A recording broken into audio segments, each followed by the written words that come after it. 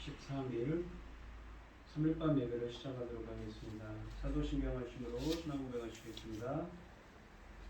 전능하사 천지를 만드신 하나님 아버지를 내가 믿사오며 그 외아들 우리 주 예수 그리스도를 믿사오니 이는 성령으로 잉태하사 동정녀 마리에게 나시고 본디오 빌라도에게 고난을 받으사 십자가에 못 박혀 죽으시고 장사한 지 사흘 만에 죽은 자 가운데서 다시 살아나시며 하늘에 오르사 자동하신 하나님 우편에 앉아 계시다가 저희로서 산자와 죽은 자를 심판하러 오시리라.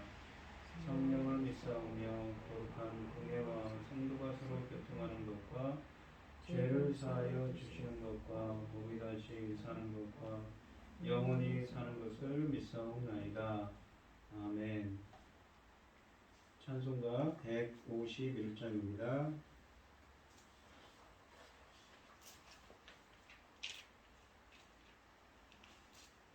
만왕의 왕 내 주께서 왜 고쳐하겠나. 이 벌레 같은 나리에 그 보혈을 렸네. 십자가 내가 처음 볼 때 나의 맘에 큰 고통 사라져. 오늘 믿고서 내 눈 밝았네. 참 내 기쁨 영원하도다. 주 십자가 못 박힘은 속죄함 아닌가. 그 긍휼함과 그 은혜 말할 수 없도다. 십자가 내가 처음 볼 때 나의 맘에 큰 고통 사라져. 오늘 믿고서 내 눈 밝았네. 참 내 기쁨 영원하도다. 늘 울어도 그 은혜 다 갚을 수 없네. 나 주님께 몸 바쳐서 주의 일 힘쓰리. 십자가 내가 처음 볼 때 나의 맘에 큰 고통 사라져. 오늘 믿고서 내 눈 밝았네. 참 내 기쁨 영원하도다. 아멘. 오늘 함께 하실 하나님의 말씀은 로마서 8장 1절로 17절 말씀입니다. 교독을 하도록 하겠습니다. 로마서 8장 1절로 17절 말씀입니다. 제가 먼저 읽겠습니다. 그러므로 이제 그리스도 예수 안에 있는 자에게는 결코 정죄함이 없나니 그리스도 예수 안에 있는 생명은 성령으로 죄와 사망으로서 너희를 해방하였습니다. 율법이 육신으로 말미암아 연약하여 할 수 없는 그것을 하나님은 하시나니 곧 죄로 말미암아 자기 아들을 죄인 육신의 모양으로 내보내어 육신의 죄를 정하사 육신을 따르지 않고 그 영을 따라 행하는 우리에게 율법의 요구가 이루어지게 하려 하심이니라. 육신을 따르는 자는 육신의 일을, 영이 따르는 자는 영의 일을 생각하나니 육신의 생각은 사망이요 영의 생각은 생명과 평안이니라. 육신의 생각은 하나님과 원수가 되나니 우리는 하나님 법에 굴복하지 아니하고나니라 할 수도 없습니다. 육신에 있는 자들은 하나님을 기쁘시게 할 수 없느니라. 만일 너희 속에 하나님의 영이 거하시면 내가 육신에 있지 아니하고 영에 있나니 누구든지 그리스도 영이 없으면 그리스도의 사람이 아니라. 또 그리스도께서 너희 안에 계시면 몸은 죄로 말미암아 죽은 것이나 영은 의로 말미암아 살아있는 것이니라. 예수를 죽은 자 가운데서 살리신 너희 영이 너희 안에 거하시면 그리스도 예수를 죽은 자 가운데서 살리시니가 너희 안에 거하시는 그 영으로 말미암아 너희 죽을 몸도 살리시리라. 그러므로 형제들아 우리가 빚진 자로서 육신에게 져서 육신대로 살 것이 아니니라. 너희가 육신대로 살면 반드시 죽을 것이로도 영으로서 몸을 행실해 주기는 살리니 무릇 하나님의 영으로 인도함을 받는 사람은 곧 하나님의 아들이라. 너희는 다시 무서워하는 종의 영을 받지 아니하고 양자의 영을 받았으므로 우리가 아빠 아버지라 부르짖느니라. 성령이 친히 우리의 영과 더불어 우리가 하나님의 자녀인 것을 증언하시나니 자녀이면 또한 상속자 곧 하나님의 상속자요 그리스도와 함께한 상속자니 우리가 그와 함께 영광을 받기 위하여 고난도 함께 받아야 할 것이니라. 아멘. 기도하겠습니다. 참 감사하신 하나님, 오늘도 이렇게 삼일밤 예배로 주님께 영광을 위하여 주셔서 감사를 드립니다. 오늘 드려지는 예배가 주님께 신령과 진정으로 드려지는 예배가 되게 하여 주시옵소서. 주님 살아왔건대 우리 말씀교회 개척한 지 넉 달 정도 됐습니다. 석 달이 벌써 넘어갔습니다. 주님의 여정하신 빛의 자녀들 불러 모아 주시옵시고 온전히 사명 감당하는 저희들 될 수 있도록 주님 붙들어 주시고 함께하여 주시옵소서. 주님 바라건대 코로나19로 많은 사람들 어렵습니다. 경제적으로도 또 원치 않은 질병을 고생하는 분들 아직도 많고 또한 나라도 정말 어수선합니다. 새로운 정부가 세워졌는데 이 나라가 제도적 나라로서 굳건히 빛의 사명을 감당할 수 있도록 주님께서 붙들어 주시고 함께하여 주시옵소서. 예배의 시정을 주관하신 하나님께서 마치는 시간까지도 함께해 주실 줄 믿사오며 이 모든 말씀 거룩하신 예수 그리스도의 이름으로 기도드리옵나이다. 아멘. 오늘 하나님의 말씀의 제목은 육신의 생각, 영의 생각입니다. 이 로마서 강의를 하고 있습니다. 보시면 이 로마서를 이제 강의를 하고 있는데 항상 보면 1장부터 이렇게 핵심을 짚어드리고 있는데 좀 이게 어려울 것 같기도 하고 그렇지만 핵심이라서 우리 기독교 교육의 핵심입니다. 잘 들어주시기 바랍니다. 1장 초반에 보시면 이 복음은 하나님의 선지자들을 통하여 그 아들에 관하여 성경에 미리 약속하신 것이라. 구약 성경은 이 오실 메시아에 대해서 예언한 선지자를 통해서 예언한 말씀이지요. 그 아들은 육신으로는 다윗의 혈통이고 다윗의 아브라함과 다윗을 잇는 혈통이지요. 족보죠. 예수님 족보에. 근데 성결의 거룩한 성령으로는 죽은 자를 부활시키는 능력으로, 이게 신라 원문을 번역을 했습니다. 여러 번 했는데 죽은 자들, 영적으로 죽었다는 것입니다. 우리 인간은 한 번 죽지요. 몸과 영혼이 분리되면 그것이 첫 번째 사망입니다. 근데 영적으로 죽었다는 것은 우리 인간들이 하나님과 관계가 멀어졌습니다. 창세기 3장에 보시면 선악을 알게 하는 나무를 먹고 나무의 열매를 먹고 이 에덴 동산에서 쫓겨나지요. 하나님과 관계가 멀어졌습니다. 창세기 6장에 보시면 하나님께서 그런 말씀을 하시지 않습니까? 하나님의 아들들이 이 땅의 딸들의 여자들의 아름다움을 보고 그들과 결혼해서 하는 진노를 하셔서 그들에게 하나님의 영이 더 이상 함께하지 않겠다고 말씀하시죠.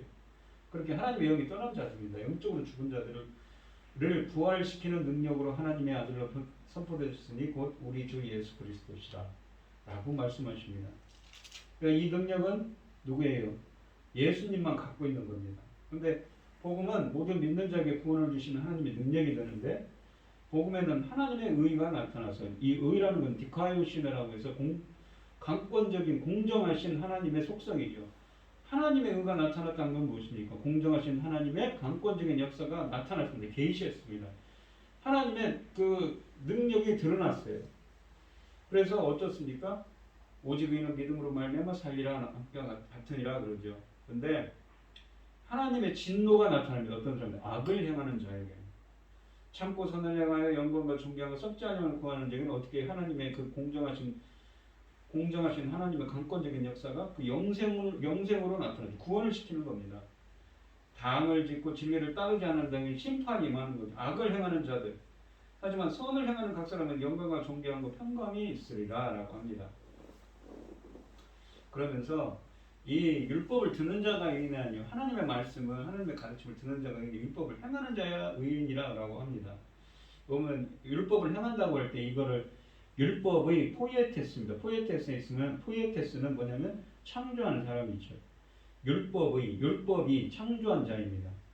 이게 이 속격이라고 하는데 주격적 소유격과 목적격 소유격인데 율법의 창조된 자죠. 율법으로 창조된 율법의 창조자입니다. 그러니까 하나님께서 율법으로 창조했습니다. 어떻게? 그 마음에 율법을 새깁니다. 법을. 그래서 나는 새 언약을 주셔가지고 나는 너희 하나님이 되고 너희는 내 백성이 될 거라고 합니다. 그러니까 이것이 뭐냐면 예레미야서 31장 31절로 34절 새로운 언약이죠. 그들 마음속에 거룩하여 하나님의 법을. 그래서 강권적으로 그 사람을 하나님의 백성으로 만드는 역사입니다. 그러니까 그 로마서 2장 7절에 참고 선하고 영광과 존경과 섭전형을 구하는 자에게 이런 새로운 언약을 주시고 새로운 율법을 행하는 자, 율법의 창조자로서 율법으로 창조를 하는 것이죠. 율법으로 창조된 자죠. 로마서 2장 28절로 29절은 또 어떤 은혜를 주시냐면 성령으로 마음의 할례를 베푸십니다. 이 할례는 마음의 할지니 영에 있고 그랬는데 헬라 원문을 번역하면 성령으로 마음의 할례를 베푸시는 거죠. 할례라는 건 뭡니까? 베어버립니다. 원래 언약 백성의 표징으로 주신 거죠. 에스겔서 36장 24절 28절에 보면 새 영을 너희 속에 두는 성령을 내주하게 해서 성령을 부어서 내 마음에서 굳은 마음을 제거해요. 하나님께 불순종하던 마음을 제거하고 이 말이 할례를 뜻하는 말입니다. 이 부드러운 마음을 줄 것이며 성령을 부어서 마음의 할례를 베푸는 거죠. 그래서 썼으니까 새 영을 너희 속에 두고 그 사람을 완전히 변화를 시킵니다. 내 백성이 되고 나는 너희의 하나님이 됩니다. 언약 공식입니다. 언약 백성, 새 언약이죠. 그러면서 모든 사람이 죄를 범하였음에 3장에 가시면 로마서 하나님의 영광에 이르지 못하더니 그리스도 예수 안에 있는 성령으로 말미암아 하나님의 은혜로 값없이 의롭다 하심을 얻은 자 되었다고 합니다. 그러면서 뭐라고 하냐면 이 예수를 하나님이 그의 피로써 이게 예수 그리스도의 십자가의 피로써 믿음을 통하여서 화목제물로 세우셨으니 화목제물이라고 되어 있는데 헬라 원문으로 보면 뭐라고 되어 있냐면 이것은 속죄소가 맞죠. 이게 번역이 좀 잘못됐습니다. 속죄소라는 거는 이 주일날 예배 때도 말씀드렸지만 속죄소라는 건 뭡니까? 바로 이 지성소에 있는 하나님의 언약궤가 있는 언약궤 위에 이 천사들이 날개를 펴고 있는 형상이에요. 그걸 뭘 떠받치고 있냐면 하나님의 보좌, 시원자 그 속죄소를 떠받치고 있습니다. 그 속죄소로 세우셨어요. 누구요? 예수를 속죄소로 세운 그 피로써 믿음으로 말미암는 속죄소로 세웠어요. 근데 이 속죄소라는 건 뭡니까? 덮어버린답니다. 죄를 덮어버려요. 그러니까 이 히브리어로는 카프렛이라고 하는데 죄를 덮는다는 의미가 있어요. 무엇으로? 예수 그리스도의 피로 덮어버려요. 죄를. 그래서 죄사함을 주시죠. 속죄소로 삼으시고 길이 참으시는 중에 전에 지은 죄를 간과하심으로 덮어버리고 어떻게 하냐면 죄를 간과한다는 것은 없는 것으로 쳐주시는 거예요. 그냥 지나쳐버려요. 죄를. 그냥 못 본 채 하시는 거예요. 있는데도 그냥 덮어버리고 못 본 채 하는 거죠. 자기의 어려우심을 나타내려 하시면 나타낼 때 행동으로 보여줬대요. 어떤 행동입니까? 십자가의 대속으로 보여주셔서 속죄소로 삼으시고 죄를 그냥 없는 것으로 쳐주시고 뭐에 간과해 주셨어요. 그냥 지나쳐 버렸어요. 그리고 이때 자기의 의로움을 또 나타냈어요. 그게 행동으로 의로움을 나타내셨어요. 십자가의 사건으로 자기도 의로우시며 또한 예수 믿는 자를 의롭다 하려 하심이라 합니다. 그러면서 3장 28절은 뭐냐면 우리 인간이 구원을 얻는 것은 무엇입니까? 인간의 율법의 행위가 아니라 하나님의 은혜다. 전적인 하나님의 은혜다라는 것이죠. 로마서 4장에 가시면 아브라함 이야기를 하는데 아브라함이 무엇이냐면 이 정의를 보면 이렇습니다. 아브라함이 의롭다 칭함을 받은 것이 할례 받기 전이라고 합니다. 그러니까 그 할례 받는 행위가 아니라는 것이죠. 믿음이 먼저다는 것이죠. 그러니까 하나님의 은혜가 먼저다라는 것이죠. 그러면서 13절로 16절에는 뭐냐면 이 아브라함의 후손이 아브라함의 영적 후손이 누구냐? 영적 상속자 아브라함과 이삭과 야곱과 그 자손들에게 그 땅을 주리라고 그랬는데 아브라함에게 말한 그 축복들 너는 복의 근원이 될지라 너를 축복하는 자에 내가 축복하고 너희를 저주하는 게 저주하리라 라는 그러한 말씀들을 주시는데 그러한 아브라함의 상속자가 누구냐? 영적 상속자가 누구냐? 바로 로마서에서 얘기하는 예수 그리스도를 믿는 자다라고 합니다. 그래서 이 로마서 이 창세기 12장 1절로 3절 말씀이 좋았죠. 그러면서 로마서 5장 1절에 어떻게 됩니까? 넘어가서 로마서 5장을 넘어가면 예수 그리스도를 통하여서 하나님과 화평을 누리자. 이건 뭐냐면 구약성경 말하는 샬롬, 헬라어로는 에이레입니다. 하나님과의 관계가 회복되는 겁니다. 예수 그리스도께서 주시는 구원의 영적인 상태죠. 평온한 상태입니다. 평강, 평화, 화평을 누립니다. 그리고는 하나님의 영광을 바라봅니다. 소망합니다. 엘피스. 그러면서 10절에 가면 그 아들의 죽으심으로 말미암아 하나님과 화목하게 됐습니다. 화목하게 됐다는 얘기는 아까 말한 그 에이렘의 샬롬이 아니라 카탈락이라고 하는데 하나님의 영광의 회복입니다. 하나님의 영광을 회복하게 돼요. 아까는 영광을 바라본다고 했는데 소망한다고 했는데 드디어 영광을 회복하게 되는 거죠. 화목하게 된 자는 하나님의 영광을 회복하게 된 자로서는 더욱 그의 살아심으로 말미암아 구원을 받을 것이다 라고 합니다. 그러면서 이 5장 14절은 그러나 아담으로부터 모세까지 아담의 범죄와 같은 죄를 짓지 않은 자들까지 사망의 왕노릇하였나니 아담은 오실 자의 모형이라 라고 합니다. 근데 죄가 사망 안에서 그 첫사람 아담 때문에 죄가 들어갔고 죄가 사망 안에서 왕노릇했대. 모든 그 인간들에게. 근데 은혜도 또한 의로 말미암아서 의가 뭐라고 했죠? 그리스도의 의죠. 하나님의 의죠. 공정하신 하나님의 강권적인 역사로 말미암아 은혜도 왕노릇한답니다. 우리 주 예수 그리스도로 말미암아 영생에 이르게 하려고 하나님의 은혜도 의로 말미암아서 왕노릇한다고 합니다. 근데 그 은혜가 뭐냐면 6장부터 설명하는데 바로 성령 세례 은혜죠. 무엇인가 성령 세례라는 것은 바티조라고 했는데 이 성령에 푹 담근다. 촉촉히 적시다라는 의미였습니다. 그리고 이 바티조, 세례라는 말의 어원의 뜻이 무엇이라고 그랬냐면 주전 2세기경에 니켄더라는 시인이 그리스 시인이 이 말을 처음 썼는데 헬라 사전에 나온 얘기입니다. 우리 여자분들이 요리를 할 때 피클을 하죠. 채소를 넣어서 피클을 합니다. 우리가 데친다는 표현을 하죠. 뜨거운 물에.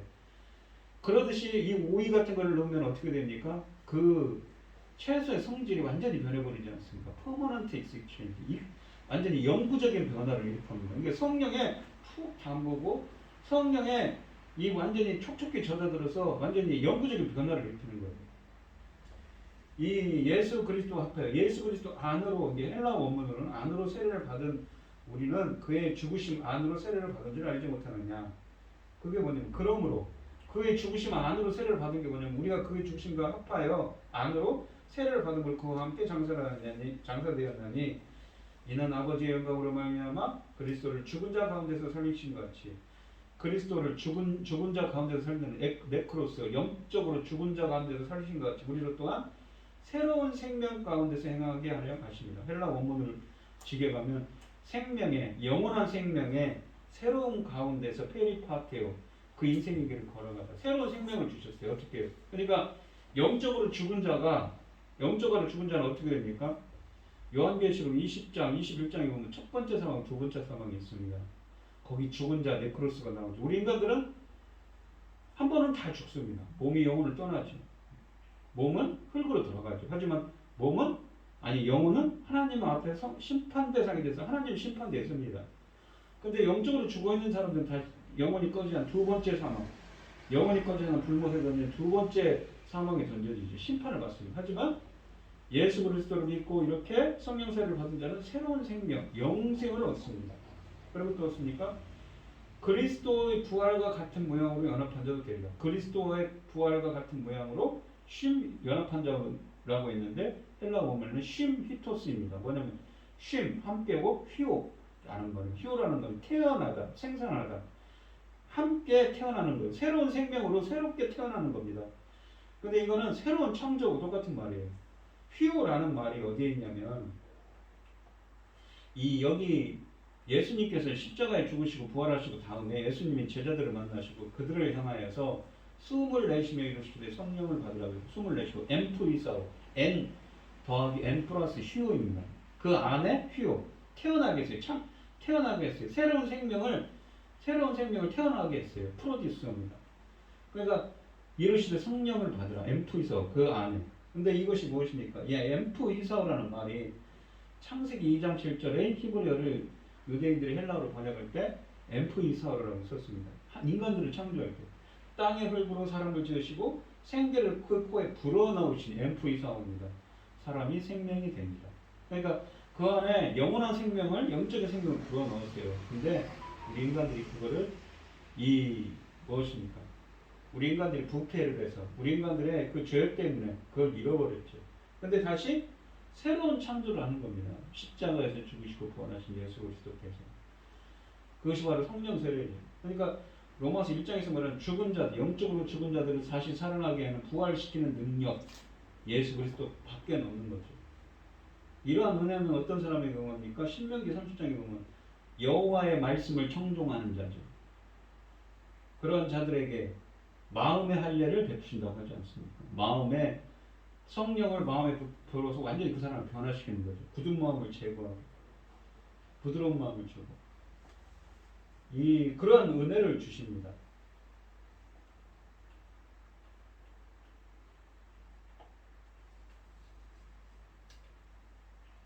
죄가 너희를 그래서 6장 14절에 가시면 죄가 너희를 주장하지 통치하지 못하리니 이는 너희가 법 아래 있지 아니하고 율법 죄를 생각내 율법을 하는 은혜 아래 있어요. 이제 더 이상 죄의 통치 아래 있지 않다고 말합니다. 어떻게 됐는데 성령 세례를 오늘 알았어요.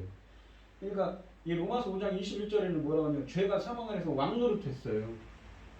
은혜도 왕노릇해요. 어떤 성령 세례의 은혜를 왕노릇해서 6장 14절에는 죄가 더 이상 통치하라니까 죄의 통치가 아니라 은혜 아래에 있는 거예요. 은혜의 통치 아래에 있는 거죠.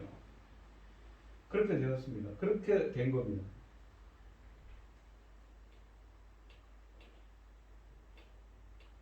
넘어가시면 그러면서 죄의 삭은 사망이요 하나님의 은사는 카리스마인데 은혜로 주신 선물입니다. 이 카리스마가 어원이 은혜입니다. 하나님의 은혜로 주신 선물이 무엇인가? 그리스도 예수 안에 그리스도 예수 우리 주 안에 있는 영생의 선물을 주시는 거죠. 그러면서 7장으로 가면 이제 무슨 말씀을 하냐면 그러면 율법이 나쁜 거냐 이거죠.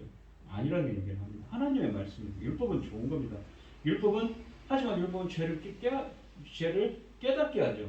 죄를 드러나게 합니다. 그리고 이 율법의 기능은 무엇입니까? 예수 그리스도께 이끄는 초등교사라고 말합니다. 이 갈라디아서 3장 21절 29절에 보시면 여기 보면 7장 7절에 그런즉 우리가 무슨 말을 하리요? 율법이 죄냐? 그럴 수 없느니라. 율법으로 만명하지 않고는 내가 죄를 알지 못하였으니 탐내지 말라 하지 아니하였더라면 내가 탐심을 알지 못하였을 것이다 라고 합니다. 십계명에 있는 거죠. 그러니까 하나님의 약속과 반대되는 것이 아닙니다. 근데 우리 인간들이 그거를 다 지킬 수가 없는 거죠. 그러니까 이 갈라디아서 3장에 보시면 율법이 뭐라고 하냐면 예수 그리스도께로 인도하는 초등교사가 되어 우리는 이 아래에 있도다. 그러니까 계시될 믿음의 때까지 갇혔다는 표현을 합니다. 율법 아래 매인바되고 계시될 믿음의 때까지 갇혔다고 하죠.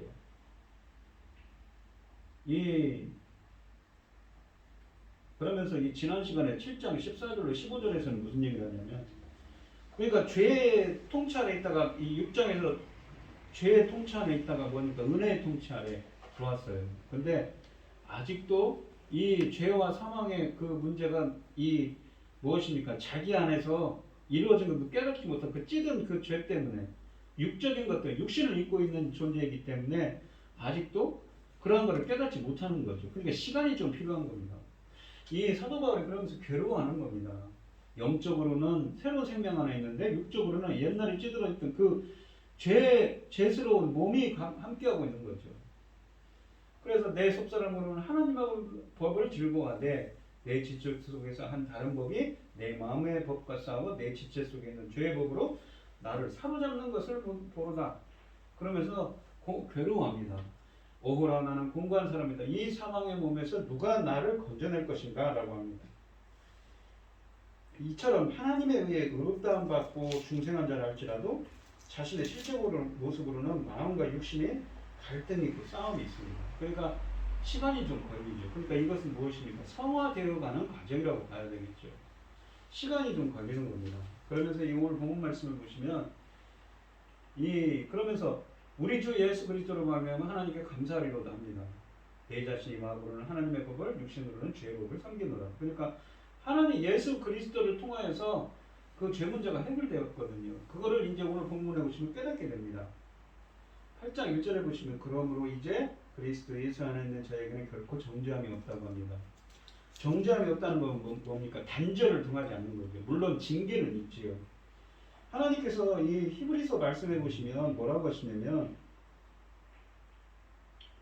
이 육신의 연약함은 이 히브리서 12장 6절로 8절 말씀해 보시면 그리스도인에게는 징계가 있으며 징계가 없으면 사생자요 참 아들이 아닙니다. 그러니까 예수 그리스도 안에 있는 자는 정죄함이 없다는 것은 징계나 책망이 있다는 뜻은 아닙니다. 징계가 없으면 사생자요 참 아들이 아니라고 하지 않습니까? 여기서 정죄함은 이 결정적인 형벌에 처하는 정죄, 곧 단죄 또는 저주를 의미합니다. 말하자면 하나님의 사랑에서 완전히 끊어지는 것, 영원한 지옥, 형벌에 처하는 것을 말합니다. 예수 그리스도 안에 있는 자는 누구든지 정죄함이 없습니다. 비록 육신의 연약함으로 인하여 징계와 책망을 받을지언정 결코 정죄함이 없는 거죠. 그러면 예수 그리스도 안에 있다는 것은 무엇을 뜻합니까? 우리가 보통 연합을 뜻합니다. 예수 그리스도 안에서. 이게 엔 피스티오, 예수 그리스도를 믿는다고 할 때도 엔 피스티오라는 전치사를 씁니다. 근데 여기서도 엔 크리스토스 예수 그러죠. 우리가 이 엔 크리스토가 어디서 있냐 보면 로마서 6장 11절에 쓰였습니다. 로마서 6장은 뭐죠? 성령 세례를 받았습니다. 죽으시면은 부활하시면은 이와 같이 너희도 너희 자신을 죄에 대하는 죽은 자요 그리스도 예수 안에서 하나님께 대하여는 살아있는 자로 여길지니라. 죽은 자는 영적으로 죽은 자예요. 영적으로 죄에 대해서는 영적으로 죽은 자고 네크로스고 그리스도 예수 안에 있으면 뭡니까? 하나님께 대해서는 영적으로 살아있는 자입니다. 이 죽으심이 연합, 부활하심이 연합을 통해서 로마서 6장 3절 5절에서 어떻게 됐습니까? 완전히 새로운 생명으로 새로운 창조, 새롭게 태어났습니다. 새로운 생명으로 말입니다. 그렇게 그러한 성령 세례의 은혜가 있을 때 완전히 뭡니까? 예수 그리스도 안에 있는 존재가 되죠. 그런 자들에게는 결코 정죄함이 없습니다. 라고 8장 6절에서 말씀하십니다. 그러면서 8장 2절에 보시면 이는 그리스도 예수 안에 있는 생명의 성령의 법이 죄의 사망의 법에서 너를 해방하였습니다. 라고 말합니다. 이 지난 시간에 이 로마서 7장 23절로 25절에서처럼 이 노모스 법이라고 되어 있는데 이것이 율법이라는 의미도 있고 원리, 규칙이라는 의미도 있습니다. 그러니까 그 예수 그리스도 안에 있는 생명의 성령의 원리가 죄와 사명의 원리에서 너를 해방하였습니다. 라는 말이죠. 이 해방하다 이 말이 우리가 요한복음 8장 30절로 36절 말씀에 쓰여 있습니다. 거기서도 쓰여져 있고 또 이 죄로부터의 해방이 어디 쓰여 있냐면 이 로마서 6장 18절과 22절에 또 쓰여져 있습니다. 한번 보시면 죄로부터 해방돼요. 그러니까 아까도 말씀드렸지만 로마서 6장은 성령 세례인데 그러고 나서 6장 11절에 예수 그리스도 안에 있죠. 그리고 18절에는 죄로부터 해방이 되었습니다. 똑같은 헬라어입니다. 이 8장 2절에 쓰여진 헬라어가 의에게 종이 되었느냐라는 것이죠. 20절에 보면 그러나 이제는 너희가 죄로부터 해방되고 똑같은 헬라어입니다. 하나님께 종이 되어 거룩함에 이르는 열매를 맺었으니 그 마지막은 영생이라는 거죠. 그러니까 이것은 성화되어 가는 과정입니다. 그러니까 시간이 좀 걸리는 거죠. 사도 바울이 7장에 가면 괴로우지 않습니까? 오라 공관자들아 공관하고 괴로워합니다. 누가 나를 이 사망의 몸에서 건져내냐 라고 합니다. 그러니까 자신이 이 일을 신앙적으로 겪으면서 괴로워하는 모습이죠. 그러니까 시간이 겪으면서 이 성령, 좀 이따 설명드리겠지만 성령의 인도하심으로 이 성령의 인도하심과 주님께서 구하심으로 이렇게 그가 결국은 거기로부터 빠져나오게 되고 양자형을 받습니다. 그리스도 안에 상속자가 된다는 이야기를 하는 거죠. 이 보시면 이 8장 3절과 4절을 보시면 율법이 육신으로 말미암아 연약하여 할 수 없는 그것을 하나님은 하시나니 곧 죄로 말미암아 자기 아들을 죄 있는 육신의 모양으로 보내어 육신의 죄를 정하사. 그러니까 십자가로 예수 그리스도 그 십자가 계속을 하면 정하다 이 말은 무슨 말이냐면 정죄하다는 말입니다. 그러니까 육신으로 이게 육신의 모양으로 보냈습니다. 예수 그리스도를 보내서 육신의 죄를 정죄했어요. 그 십자가에서 계속하도록 만드셨죠. 4절에 보면 육신을 따르지 않고 그 영을 따라 행하는 우리에게 율법의 요구가 이루어지게 하려 하심이니라. 그로 말미암아서 말입니다. 3절은 어떻게 우리를 죄와 사망의 법에서 해방하셨는가에 대해서 말합니다. 곧 그 해방에 대한 구체적인 방법을 설명합니다. 율법은 완전하고 옳지만 우리의 연약함 때문에 그 요구를 이룰 수가 없습니다. 그러나 하나님은 하셨습니다. 하시나이는 원래 없는 단어인데 보충해서 넣은 단어입니다. 이것은 과거 시제로 하는 것이 맞는데 하셨다. 그러니까 이루셨다라고 하는 것이 맞습니다. 이루셨다고. 그러면 하나님이 어떻게 이루셨는가라는 것이죠. 자기 아들을 죄 있는 육신의 모양으로 보내셨습니다. 여기에 모양으로라는 말은 닮음, 유사를 뜻하는 호모이오마입니다. 이 완전히 동일하진 않지만 같은 것, 완전히 동일하진 않은 것을 나타냅니다. 예수님은 우리와 똑같은 육신을 가지셨지만 죄는 없으신 분이시지요. 예수님은 우리의 육신의 연약함의 문제를 해결하기 위해서 우리와 똑같은 육신을 취하시고 이 땅에 오셔서 십자가로 죄속을 하셨습니다. 그 육신의 죄를 정죄하셨습니다. 그 십자가에서 죽음을 마셨다는 의미입니다. 그 목적은 육신을 따르지 않고 영을 따라 행하는 우리에게 율법의 요구가 이루어지게 하기 위함이라고 말씀하신 것이지요.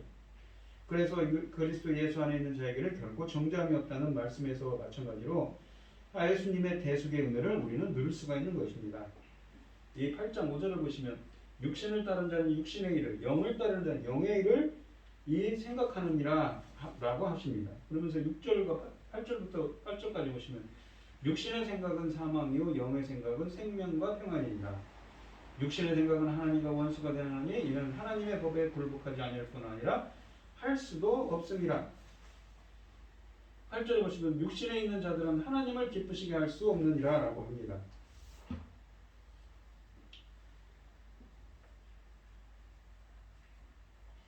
9절 말씀 한번 보겠습니다. 그러면서 만일 너희 속에 보시면 만일 너희 속에 하나님의 영이 거하시면, 그러니까 성령의 내주죠. 너희가 육신에 있지 아니하고, 아까 보시면 성령을 내주하셔서 로마서 6장에 보시면 성령 세례를 베푸지 않습니까? 영에 있나니 누구든지 그리스도의 영이 없으면 그리스도의 사람이 아니니라. 그리스도의 성령이 내주하지 않으면 그리스도의 사람이 아니라고 합니다. 이 구절은 5절부터 8절까지에서 은은한 것의 기본 전제가 되는 성령의 내주에 대해서 말씀하십니다. 원문의 순서를 보면 너희는 육신에 있지 않고 영에 있다는 진술로 구절을 시작합니다. 원문에는요. 여기서 인칭대명사 너희가 강조됩니다. 너희는 이 로마서를 듣고 있는 로마서의 수신자들이죠. 로마서 1장 7절에 있는 곧 하나님의 사랑하심을 받고 성도라 부르심을 입은 모든 자들입니다. 예수 그리스도를 믿는 모든 성도는 육신에 있지 않고 영에 있습니다. 우리는 본질적으로 육신적이지만 성령의 우리 안에 거하심으로 육신에 있지 않고 영에 있습니다. 성령의 내주를 의미합니다. 그래서 바울은 누구든지 그리스도의 영이 없으면 그리스도의 사람이 아니라고 말하는 것입니다. 그리스도의 영은 무엇입니까? 하나님의 영과 마찬가지로 하나님의 성령을 의미합니다. 만일 어느 누구라도 그리스도의 영을 가지고 있지 않으면 그 사람은 그의 것이 아닙니다. 즉 그리스도의 소유, 그리스도의 사람이 아니라고 말씀하시는 것이죠. 따라서 모든 그리스도인은 자기 안에 그리스도의 영, 성령이 내주하고 계신다는 것입니다. 성령의 지배를 받는 자가 그리스도의 사람, 그리스도에 속한 사람입니다. 라고 말씀하신 거죠. 10절에 보시면 또 그리스도께서 너희 안에 계시면 몸은 죄로 말미암아 죽은 것이나 죽었다는 것은 네크로스입니다. 영은 의로 말미암아, 의는 디카이오 시메입니다. 살아있는 것이라 생명, 영생을 얻었다는 것이죠. 그러니까 바울은 성령이 우리 안에 계실 때, 내주할 때 우리는 어떤 상태에 있는지에 대해서 말합니다. 여기서 그리스도께서 너희 안에 계신다고 한 것은 이 그리스도께서 계신다고 한 것과 내용상 같은 것입니다. 그러니까 이 성령의 내주, 그러니까 성령의 내주와 같은 것이지요. 근데 우리가 보시면 이 그리스도께서 왜 그러냐면 요한일서 3장 24절과 4장 13절에 보시면 성령이 우리 안에 계실 때 그리스도께서 우리 안에 계신다고 말할 수가 있다는 구절이 있습니다. 그러니까 똑같은 말이란 거죠. 이 그리스도께서 우리 안에 계시면 몸은 죄로 인하여 죽은 것이나 영은 의로 말미암아 살아있는 것입니다. 우리의 몸은 중생 전이나 중생 후나 관계없이 장차 죽을 운명에 처해 있습니다. 따라서 우리 몸은 죄로 인해 죽은 상태에 있으며 죽을 수밖에 없습니다. 그러나 영은 의를 인하여 살아 있습니다. 여기서 영은 하나님의 아니 인간의 영혼 푸니마가 하나님의 성령을 의미하기도 하지만 영은 무엇이냐? 영은 의로 말미암아 살아있는 것이고 영혼을 뜻합니다. 인간의 영혼을 뜻하기도 하죠. 그러니까 이 여기에서 의는 예수 그리스도의 의입니다. 예수 그리스도께서 십자가에서 이루신 의로서 우리에게 전가된 공정하신 예수 그리스도의 강권적인 역사로서의 의입니다. 이 의로 말미암아 우리는 모든 죄를 용서받고 하나님과 화목하게 되었으며 하나님과 교제하며 살아갈 수가 있는 것입니다. 여기서 살아있다는 것은 원문에 의하면 명사로서 조에 그러니까 영생을 얻었다는 것이죠. 영원한 생명을 의미합니다. 그래서 우리의 몸이 죽으면 우리의 영혼은 즉시 천국으로 가는 것이지요. 이 11절 말씀을 보시면 예수를 죽은 자 가운데서 살리신 이의 영이 너희 안에 거하시면 그리스도 예수를 죽은 자 가운데서 살리신 이가 이 죽은 자라는 것은 뭐냐면 네크로스입니다. 너희 안에 거하신 그의 영으로 말미암아 너희 죽을 몸도 살리실 것이다 라고 합니다. 그러니까 이거는 몸의 부활을 의미합니다. 몸이라는 것은 소마라는 말은 그냥 사륵스라는 육적인 육신과 다른 헬라어인데 이거는 소조, 구원하다에서 유래한 말입니다. 근데 이 몸도 살아날 것이라고 몸의 부활을 몸의 구속을 의미하는 것입니다. 그러면서 12절 한 말씀을 한번 보겠습니다.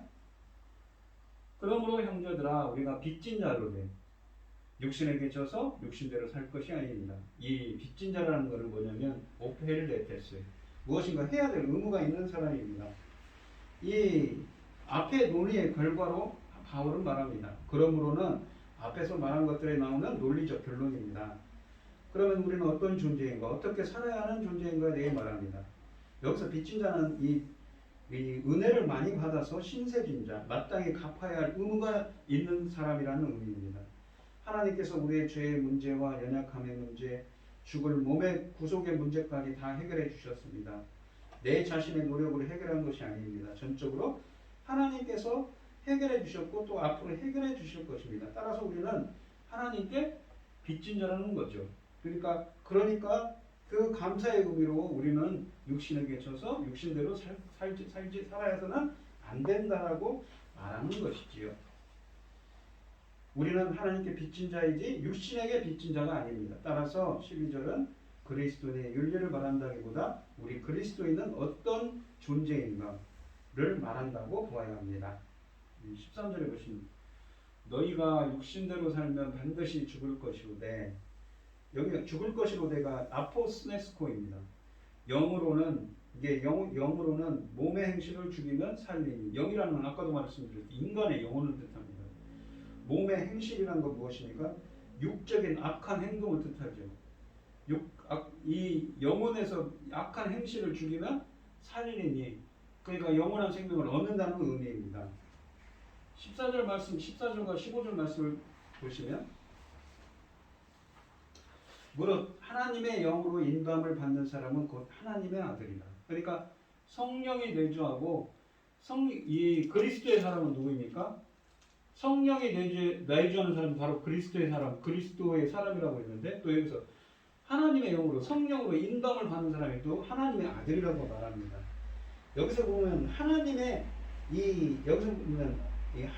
영으로는 원래 역격으로 되어 있습니다. 그러니까 하나님의 영에게 성에라고 직역을 해야 되는데 이것은 뭐냐면 하나님의 영에 의해서라고 번역할 수가 있습니다. 성령을 받은 사람은 성령의 인도를 받습니다. 성령은 우리 안에 거실 뿐만 아니라 우리를 인도하십니다. 이렇게 성령의 인도를 받는 사람은 하나님의 자녀입니다. 이 아들이라고 되어 있지만 이 아들이란 말이 무엇입니까? 원어로는 복수로서 하나님의 아들들입니다. 아들들은 대표적인 성으로서 딸들을 포함합니다. 따라서 이 정확한 번역으로는 하나님의 자녀라고 번역을 해야 되겠죠. 그래서 이 16절, 15절은 읽어보면 너희는 다시 무서워하는 종의 영을 받지 아니하고 양자의 영을 받았으므로 우리가 아빠 아버지라고 부르짖는다. 이 양자의 영을 받았다고 합니다. 여기서 양자로 번역된 히오페시아는 원래 아들을 세웠다. 원래 아들로 세움을 받았다. 아들로 입양했다. 아들의 지위로 높임 받았다라는 의미입니다.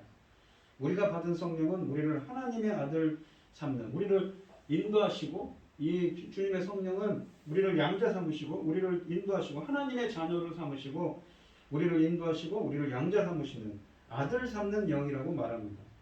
그래서 우리는 하나님을 아빠 아버지라고 부릅니다. 이 아빠 아버지라고 부르는 아빠라는 말은 아람어이고 아버지라는 말은 헬라어입니다. 이게 똑같은 의미입니다. 이게 직역을 하면 아빠 곧 아버지라는 것이죠. 그러니까 똑같은 말입니다. 근데 이 아람어와 헬라어를 써서 이렇게 표현한 것 뿐입니다. 아바는 원래 아람어 꼭격에서 아버지여 라는 뜻이고 로마의 수신자들이 그 뜻을 알 수 있도록 헬라어로 설명한 것입니다. 그러니까 아바 곧 아버지라는 뜻입니다. 이 우리가 양자의 영, 곧 하나님 아들 삼음, 하나님의 아들로 삼음, 아들로서의 입양의 영을 받았기 때문입니다. 이렇게 받았기 때문에 우리는 아빠 아버지라고 부를 수가 있는 거죠. 결국 이러한 표현은 하나님과 성도 사이의 친근한 관계를 강조함으로써 이제 우리가 하나님의 사랑하시는 자녀가 되었음을 보여줍니다. 그러니까 성령의 내주하심을 받아야만 하나님께 인도받는 자고 하나님의 아들이고 하나님의 자녀고 양자의 영을 받았다고 말씀할 수가 있는 것입니다. 16절에 보면 성령의 친히 우리의 영과 더불어 우리가 하나님의 자녀인 것을 증거하시나니 라고 합니다. 그러면서 이 17절에 보시면 자녀이면 또한 상속자 곧 하나님의 상속자요 그리스도와 함께한 상속자니 우리가 그와 함께 영광을 받기 위하여 고난도 함께 받아야 할 것이니라 라고 되어 있습니다. 상속자 이건 무엇입니까? 클라르 노메오라고 해서 우리가 아까 로마서 4장 13절과 16절에 아브라함 이야기를 했는데 무슨 얘기를 했습니까? 아브라함의 그 영적 상속자가 누구라고 표현합니까? 바로 예수 그리스도를 믿는 자죠. 그러니까 이 로마서 4장에서 이야기한 것처럼 상속자는 어떤 상속자입니까? 바로 이 아브라함과 이삭과 야곱에게 얘기했던 너와 네 자녀에게 이 땅을 주리라는 것은 천국의 상속자들을 예표하는 것입니다. 무용적으로 말씀하시는 것이죠. 그 천국의 상속자가 되는 은혜를 하나님의 상속자예요. 그리스도와 함께하는 상속자가 된다는 거죠. 어떤 사람들이 성령이 되죠. 성령의 인도하심을 받고 그리스도의 사람이 되고 하나님의 아들이 되고 아빠 아버지라고 부르고 하나님 나라의 상속자가 되고 그리스도와 함께한 상속자가 되는 은혜를 주신다고 합니다. 우리가 그와 함께 영광을 받기 위하여 고난도 함께 받아야 할 것이니라 라고 합니다. 이 17절 후반부에서는 고난도 함께 받아야 할 것이라고 말씀하십니다. 원문에 가면 우리는 그리스도와 함께 영광 받기 위하여 그리스도와 함께 고난 받는다는 것입니다. 우리는 고난을 피하려고만 하지 말고 하나님을 위하여 받는 고난은 그리스도와 함께 받는 고난으로 생각하고 점차 그리스도와 함께 영광 받을 것을 바라보며 기쁨으로 여겨야 한다는 말씀을 하고 있는 것이지요.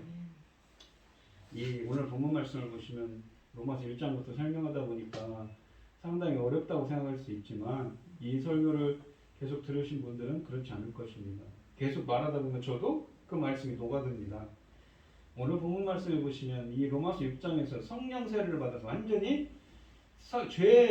죄의 그 지배 아래서 죄가 왕노릇하던 자에서 성령 세례의 은혜가 왕노릇하는 자가 되어서 새로운 생명 얻고 영원한 생명을 얻고 새로운 생명으로 재창조가 되었습니다. 근데 아직도 이 육신을 입고 있기 때문에 영적으로는 그러한 영원한 생명을 입었지만 육신을 입고 있기 때문에 우리 육신의 연약함 때문에 괴로워하는 바울이었습니다. 그러니까 이거는 성화되어가는 과정, 완전하게 되어가는 과정이라고 봐야 되겠죠. 7장에서는 오라 공고하는 자들이여 공고한 자들아 누가 나를 이 사망의 몸에서 건져내랴라고 하는데 8장에 오면 죄와 사망의 법에서 생명의 성령의 법으로 해방했다고 말을 합니다. 또한 그 성령의 내주하심으로 말미암아서 어떻습니까? 하나님의 아들이 되고 그리스도의 사람이 되고 성령의 인도하심으로 말미암아서 하나님의 자녀, 하나님의 아들들, 하나님의 자녀가 되고 아빠 아버지라고 부르고 성령의 인도하심을 받아서 결국은 하나님의 상속자가 되는 은혜를 주셨습니다. 그리스도와 함께한 상속자들, 천국을 상속하는 아브라함의 자손들입니다. 우리가 그 여정, 그러니까 이 구원의 여정에 대해서 사도 바울은 이야기를 합니다. 근데 이 과정이 참 어려워서 시간도 필요하고 인내하면서 사도 바울은 괴로워하기도 했지만 결국은 성령의 인도하심을 만나서 이렇게 그리스도의 상속자가 되고 하나님의 자녀가 되는 양자형을 받는 은혜를 받았다고 말씀하는 것이지요. 그래서 성령의 역사가 중요합니다. 우리들도 그렇게 사도 바울처럼 인내함으로 성령의 인도하심으로 말미암아서 양자형을 받고 또한 그리스도와 함께하는 상속자가 천국의 상속자가 되어서 하나님이 주시는 은혜와 영광을 함께할 수 있는 우리 성도님들이 되시기를 축원드리겠습니다. 기도하겠습니다. 사랑하신 하나님 아버지, 오늘 본문 말씀에서 이 사도 바울은 성령의 내주로 말미암아서 이렇게 영적으로 죽은 자였지만 새로운 생명을 얻고 새로운 생명으로 태어나는 은혜를 로마서 6장에서 받았지만 아직도 연약한 육신 가운데 있어서 괴로워했었습니다. 드디어 로마서 8장에 와서 바울은 이렇게 죄와 사망의 법에서 해방되어서 생명의 성령의 법으로 오고 이렇게 성령의 인도하심을 따라서 하나님의 아들들이 되고 하나님의 자녀로서 아빠 아버지라고 부르고 양자의 영을 받고 그리스도와 함께하는 천국의 상속자가 된다고 말하고 있는 것입니다. 우리에게도 이 신앙에도 하나님을 믿는 신앙의 여정 가운데도 인내할 때가 있습니다. 괴로울 때가 있지요. 하지만 이러한 것을 잘 이겨낼 수 있도록 오늘 본문에 있는 것처럼 성령의 인도하심이 필요합니다. 주님께서 붙들어 주시고 인도해 주셔서 이 과정을 잘 마칠 수 있는 저희들이 되게 하여 주시옵시고 저희들도 그리스도와 함께 상속자로서 주님께 영광 돌리는 삶이 되게 하여 주시옵소서. 이 모든 말씀 거룩하신 예수 그리스도의 이름으로 기도드리옵나이다. 아멘. 찬송가 421장입니다.